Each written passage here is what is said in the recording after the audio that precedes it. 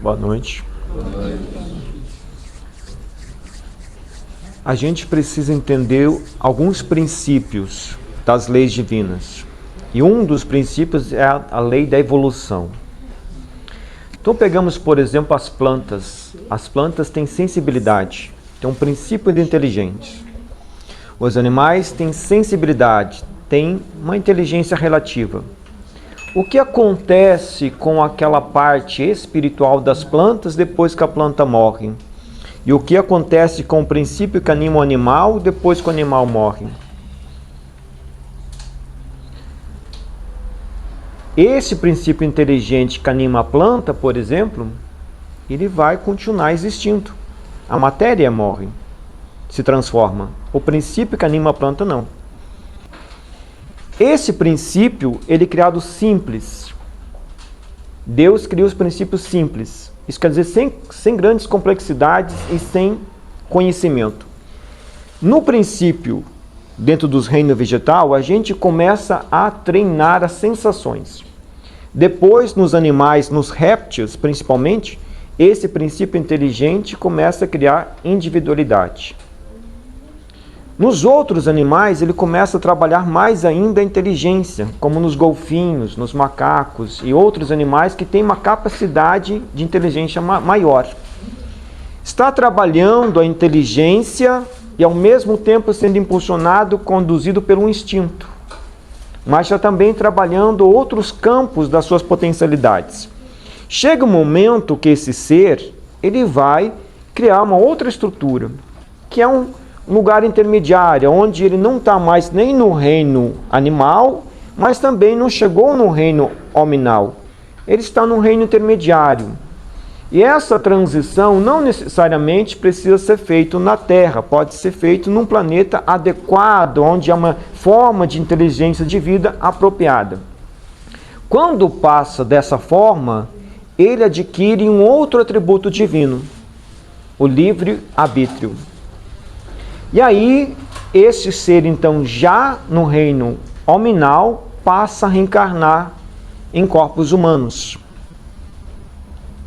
que são aqueles espíritos que nós consideramos mais selvagens, que não têm um domínio, não têm um controle sobre si mesmo ainda. No tempo que foi escrito o Livro dos Espíritos, havia muitos povos dessa natureza na Terra. Hoje eles são mais restritos. Então, quando o Espírito está falando povo selvagem, nesse sentido de alguém que não tem noção de domínio sobre si mesmo. Nós temos relativamente um certo domínio. Ou seja, a gente é constrangido muitas vezes pelas leis que a sociedade tem. Então, esse selvagem, ele está treinando os princípios da inteligência e o princípio de saber conviver com o outro.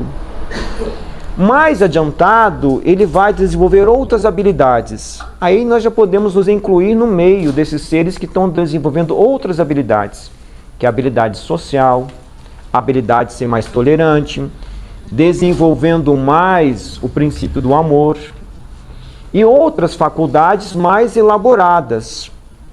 Então nós estamos nesse estágio, onde nós estamos começando a compreender o nosso próprio ser, aquilo que é subjetivo, e aprendendo a lidar com a diversidade que o planeta oferece por uma questão da natureza do planeta, ser uma escola onde a diversidade existe.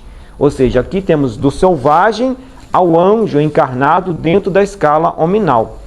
Porque é um planeta escola com essa natureza de servir de referência aos espíritos primitivos, e também os espíritos intermediários, que somos nós. Estamos num campo onde nós ainda temos muita necessidade com questões básicas. Coisas básicas mesmo.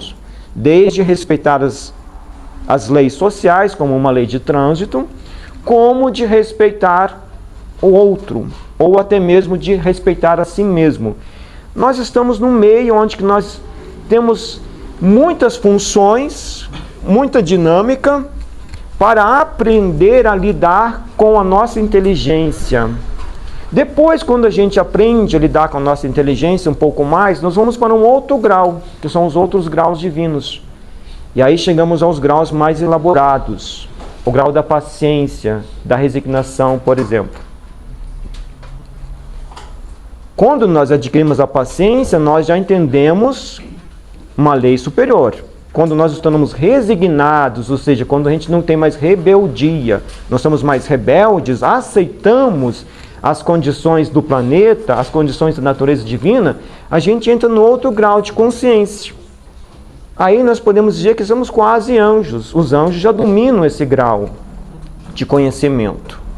Nós ainda temos muita dificuldade a lidar com esses graus.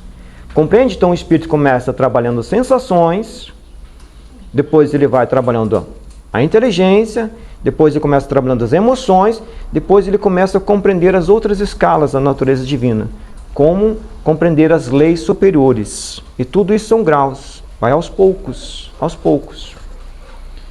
Vamos pegar um exemplo. Suponhamos que tem alguém que é muito bom, ele já trabalhou a bondade em outras encarnações, é uma pessoa extremamente honesta, consegue praticar a caridade material e moral, mas ele não consegue controlar suas pulsões sexuais, que é um outro grau dentro da natureza divina, que é a de controlar a força da criação. Então essa pessoa precisa se preocupar em ser honesta, fazer um esforço para ser honesto? Não. Ele já é honesto naturalmente.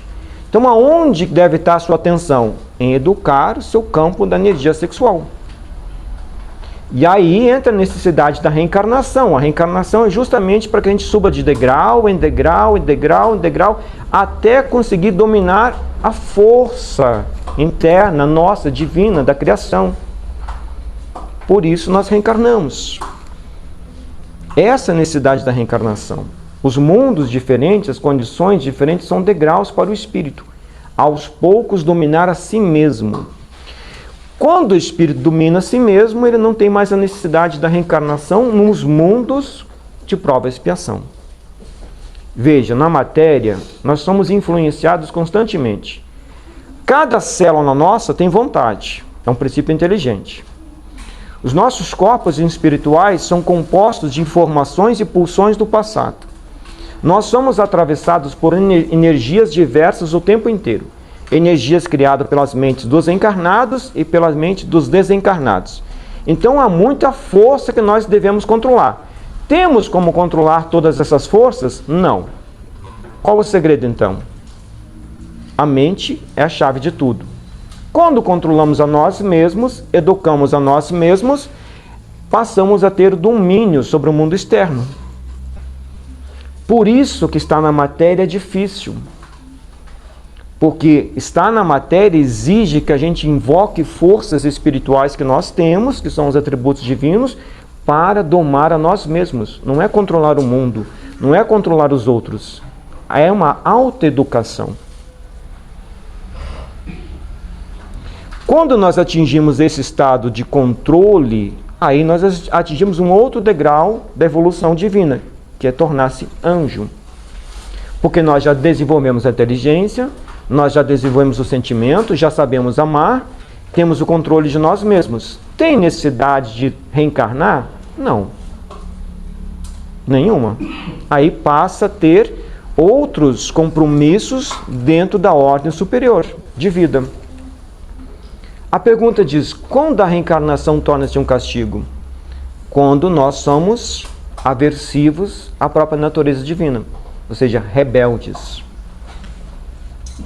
Não nos aceitamos, como eu não me aceito, não aceito coisas que eu não compreendo e também não aceito as próprias leis superiores, que é a simbologia daqueles que foram exilados, aqueles que se tornaram rebeldes, que eram os espíritos que desenvolveram a inteligência, conheceram a verdade, não aceitaram a verdade. Então tornaram-se contrários às leis supremas. Por isso que aquela frase, conhecereis a verdade, que a verdade vos libertará, ela é relativa. Porque nós, em algum momento, dentro de alguma dessas escolas que existem no universo, tivemos acesso à verdade. Só que nós desconsideramos ela.